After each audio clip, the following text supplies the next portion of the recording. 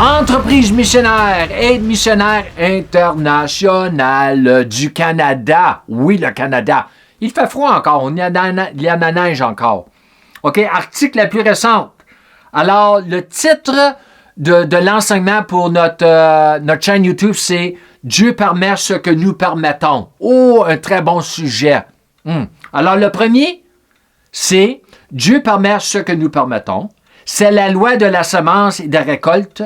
Beaucoup de chrétiens ne sont pas guidés par l'Esprit Saint. Oh, il y a beaucoup de croyants qui ne sont pas guidés par l'Esprit Saint, mais par les hommes de mauvaises émotions. Dieu nous a commandé dans sa parole de nous dépouiller du vieil homme et se revêtir de le nouvel homme. Mais la plupart des chrétiens vivent encore selon le vieil homme. Alors Dieu permet cela parce qu'il nous a dit quoi faire. Et si nous ne le faisons pas, Dieu le permet. Dieu ne t'arrêtera pas. Comme il n'a pas arrêté Lucifer, il n'a pas arrêté Adam. OK, il l'a laissé faire parce qu'il savait déjà quoi faire. Il n'a pas quoi faire. Ils n'ont pas écouté. Bon, on a encore le même problème aujourd'hui. OK? Il nous a commandé de ne plus nous conformer à ce monde, mais beaucoup de chrétiens s'y conforment encore, et tout cela nous cause toutes sortes de problèmes, personnellement, nos familles, dans l'Église. Yeah. Nous devons cesser de blâmer Dieu et commencer à nous regarder en face ainsi qu'à regarder dans le miroir de sa parole. Correctement interprétée. Il faut savoir qu'est-ce que la parole nous enseigne, notre responsabilité, le moment que nous sommes sauvés, le moment que nous sommes renés de nouveau. Nous avons des instructions. OK? Là, la personne dit, je ne bois plus, je ne fume plus, plus d'impudicité, tout cela, j'ai rien à faire. Tu as rien à faire? Je vais te donner des choses à faire. Rentrons dans la parole et ce que Dieu nous donne à faire, qu'est-ce qu'il nous dit, nous commande, dans le grec, c'est l'impératif. Ne demandez pas à Dieu de vous purifier comme de l'or. Ça c'est j'avais lu ça l'autre jour. Ça, c'est Job 23, 10. Ils ont prié. Oh Dieu, purifie-moi comme de l'or. De l'or? L'Ancien Testament, nous sommes dans le Nouveau Testament. Nous avons la nouvelle nature. Nous sommes comme Jésus-Christ dans la nouvelle nature. Mais l'âme, nous devons travailler sur l'âme. Alors, car cela révèle de la théologie de l'Ancien Testament, dans le Nouveau Testament, il nous a commandé de revêtir l'homme nouveau. L'homme nouveau. OK? L'or dans le Nouveau Testament, c'est l'homme nouveau. OK? Se revêtir l'armure complète de Dieu. Ça, c'est l'or dans le Nouveau Testament. Renouveler notre intelligence et de ne pas nous conformer à ce monde. Ces actions nous appartiennent et ne dépendent pas de lui, mais sur nous.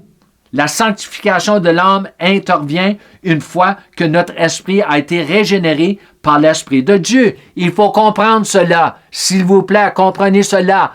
Le moment où vous êtes sauvé, vous êtes rené de nouveau, ça c'est votre esprit, mais l'âme, votre âme a besoin d'être renouvelée, a besoin d'être sauvée, délivrée avec la parole de Dieu et beaucoup de jeûne, et ça l'aide aussi de prier en langue. OK? L'âme, l'intelligence, ça va affecter vos émotions.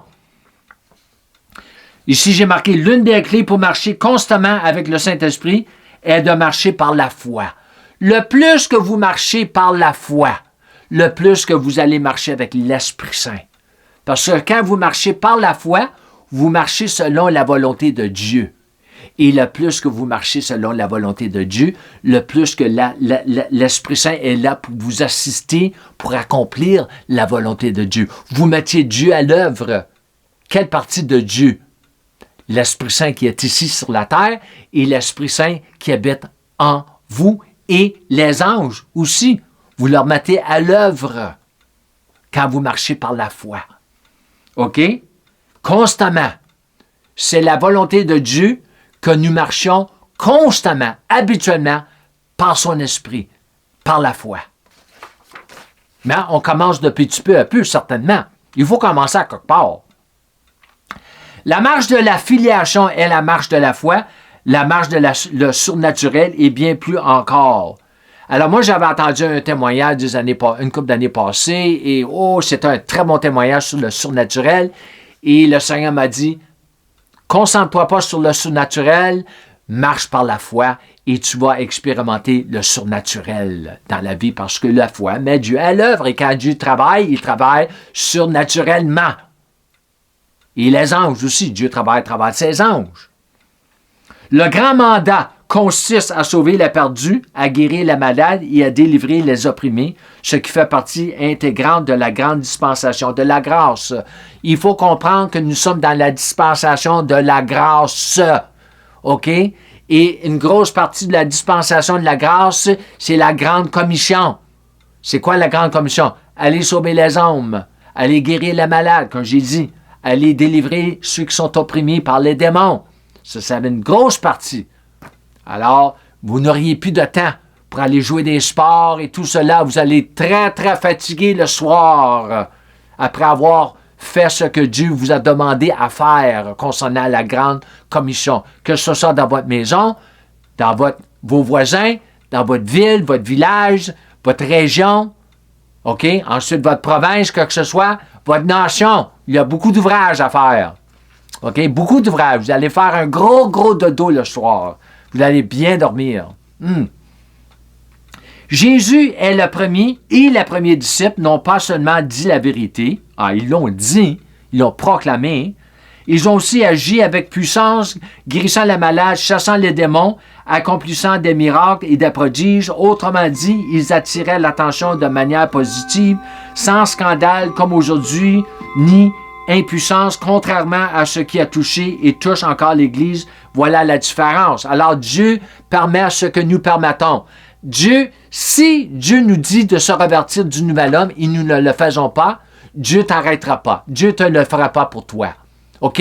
Dieu veut qu'on prie en langue chaque jour. Dieu veut qu'on jeûne. Si nous ne le faisons pas, Dieu permet cela.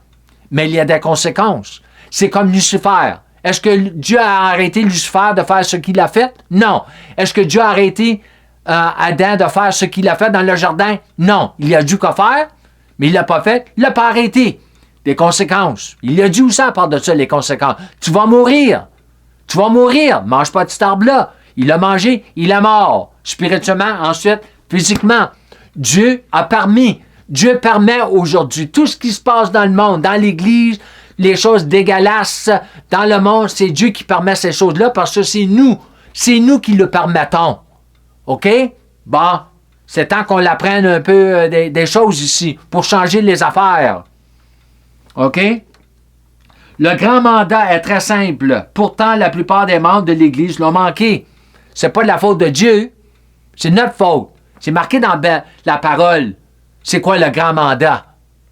All right? Apporter le salut aux perdus, la guérison aux malades, la délivrance aux opprimés et subvenir aux besoins des nécessiteux. Alors, si nous ne le faisons pas, Dieu ne le fera pas. OK? Il y a beaucoup de monde qui dit, Dieu il va le faire. Même si je ne le fais pas, Dieu va le faire. Non, il ne le fera pas. Non, il ne le fera pas. Dieu, il faut qu'il travaille à travers de son corps. Jésus, il faut qu'il travaille à travers de son corps. Nous sommes le corps de Christ sur la terre ici. All right? Il est le chef, mais nous sommes son corps. Alors, si nous ne sommes pas en union avec lui, si nous ne sommes pas sur la même page avec Jésus, Jésus ne peut pas accomplir. OK? Le dernier, j'applique les versets de Jacques 1, 21. Ça, c'est des choses qu'il faut faire. C'est nous qu'il faut faire. Éphésiens 4, 22, 24. Depuis au moins 20 ans.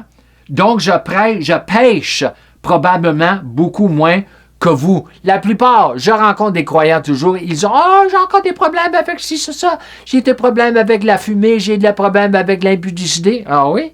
Est-ce que tu as dans la parole? Un petit peu. Un petit peu. La parole enseigne dans Somme, mais tu sais la parole jour et nuit. Jour et nuit. OK? Ça, c'est pas un petit peu, c'est un gros peu. J'imagine que vous ignorez tout de l'esprit, de l'âme et du corps. La plupart des croyants, moi, je ne savais rien de cela pour 13 ans. La différence entre l'esprit, âme et corps. OK? Il faut comprendre la différence, car la partie de nous qui est née de nouveau, d'une semence incorruptible, est notre esprit régénéré, l'esprit de l'homme, créé dans l'image de Dieu. Dieu est esprit.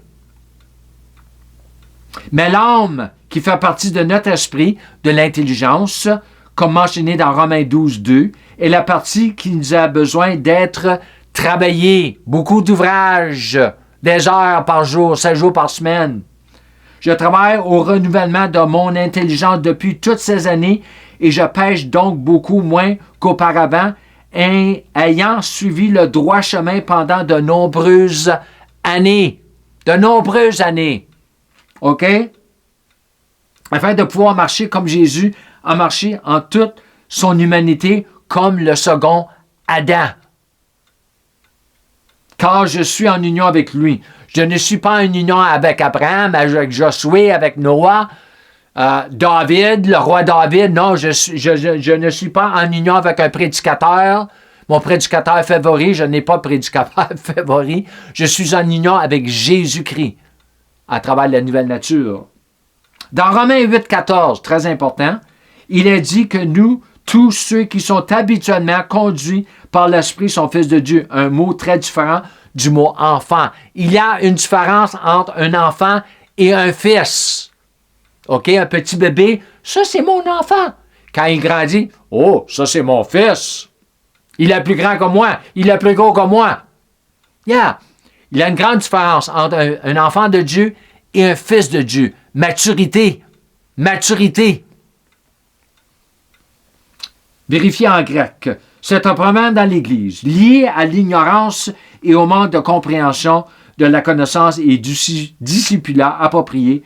Gardez cela. OK? Il faut comprendre que Dieu permet ce que nous permettons. La parole nous enseigne de méditer la parole jour et nuit. La parole nous enseigne que les dons de l'Esprit, c'est pour nous, qu'on peut avoir le don pour prier en langue. C'est à nous à le croire. Marcher par la foi, c'est à nous. C'est pas Dieu qui va le faire pour toi. Renouveler l'intelligence, c'est pas Dieu qui va le faire pour toi et moi. C'est nous. Nous devons renouveler notre intelligence. Dieu n'a pas besoin de renouveler son intelligence. C'est moi que j'ai besoin de renouveler mon intelligence et c'est à moi de le faire. Même mon voisin ne le fera pas pour moi. OK? C'est à moi. C'est mon intelligence que j'ai besoin de renouveler. OK? C'est mon cœur. Je dois travailler sur mon cœur. OK? C'est ça le problème. Alors, si tu ne le fais pas, Dieu ne t'arrêtera pas. Et il y a des conséquences. Alors, je vous remercie. Je finis avec tout cela. Et comme je finis mes enseignements, je vous encourage de marcher dans la plénitude de votre filiation en apprenant à marcher par la plénitude de la grâce de Dieu et de la foi de Dieu. Shalom et Amen.